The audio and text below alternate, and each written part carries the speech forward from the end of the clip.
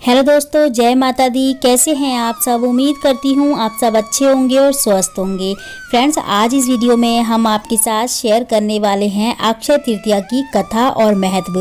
Friends, Akshaya Tritiya की कथा हमें अक्षय तृतीया वाले दिन जरूर सुननी चाहिए पूजा विधि के बाद। इसके बिना अक्षय तृतीया की पूजा व्रत अधूरा होता है, तो अक्षय तृतीया की कथा भी हमें जरूर सुननी चाहिए। फ्रेंड्स, हिंदू धर्म में बैसाख शुक्ल पक्ष की तृतीया तिथि का विशेष महत्व बताया गया है।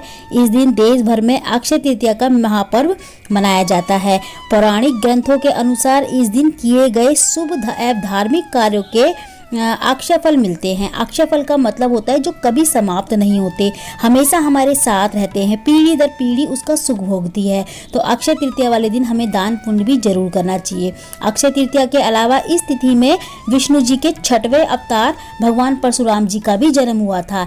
इसीलिए इस दिन को भगवान परशुराम जी के जयंती के रूप में भी मनाया जाता है। फ्रेंड्स, अक्षय तृतीया के शुभ दिन की कई मान्यताएं हैं, जैसे कि इसमें से एक ये है कि इसी दिन गंगा नदी स्वर्ग से धरती पर आई थी।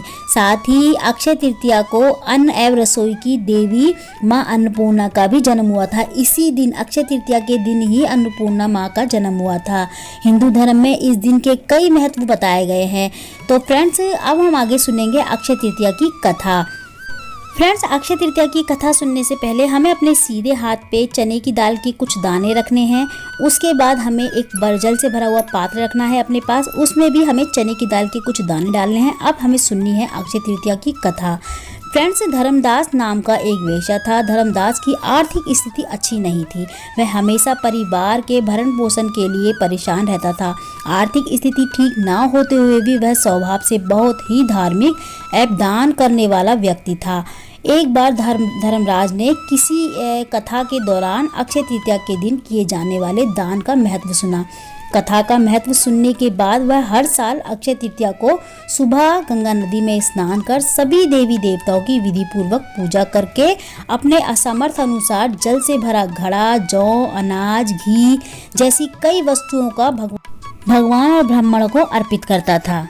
यह सब देख के धर्मदास की पत्नी उसे रोकने की कोशिश करती, क्योंकि उसे लगता कि अगर इतना सब दान दे देंगे तो परिवार का पालन पोषण कैसे होगा। अपनी पत्नी की बातें को सुनकर धर्मराज बिल्कुल भी विचलित नहीं होता और वह अपने सामर्थ्य अनुसार दान पुण्य करता रहता। वृद्ध अवस्था में अनेक रोगों में ग्रस्त होने के बावजूद भी धर्मदास अक्षय तृतीया के दिन व्रत एवं दान पुण्य किया करता था। पौराणिक कथाओं के अनुसार यही धर्मदास अक्षय तृतीया के दिन दान धर्म के पुण्य के कारण अगले जन्म में कुशावती राजा हुआ।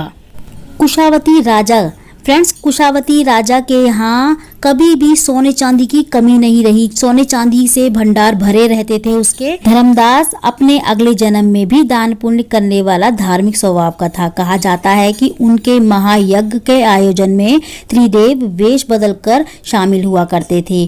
प्रतापी राजा होने के बावजूद भी वह कभी दान धर्म के मार्ग में नहीं भटका और अपने पुण्य फल से अपने अगले जन्म में यही राजा भारत के महान सम्राट चंद्रगुप्त के रूप में पैदा हुए थे।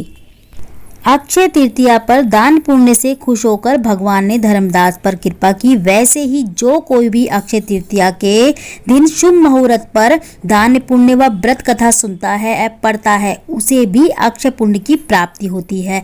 धार्मिक शास्त्रों में यह भी कहा गया है कि जीवन में सुख, समृद्धि, यश और वैभव की प्राप्ति के लिए इस दिन दान पुण्य करके व्रत कथा जरूर सुननी चाहिए, ताकि सभी को माता लक्ष्मी, भगवान विष्णु की कृपा मिलती रहे। तो फ्रेंड्स, आज की वीडियो में इतना ही। मैं मिलती हूँ आपसे अगली वीडियो में ऐसी अच्छी सी एक और वीडियो के साथ। जब तक के लिए जय माता दी, राधे राधे।